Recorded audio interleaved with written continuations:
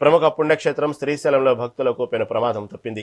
దేవస్థానానికి చెందిన ఓ ఏపీ కాటేజీలో అర్ధరాత్రి సమయంలో ఏసీ పేలడంతో ఒక్కసారిగా మంటలు చెలరేగాయి. మొదటి అంతస్తులోని బెడ్రూమ్లో షార్ట్ సర్క్యూట్ సంభవించి మంటలు ఎగిసిపడటంతో కాటేజీలో ఉన్న 12 మంది భక్తులు భయాందోళనతో బయటకు పరుగులు తీశారు.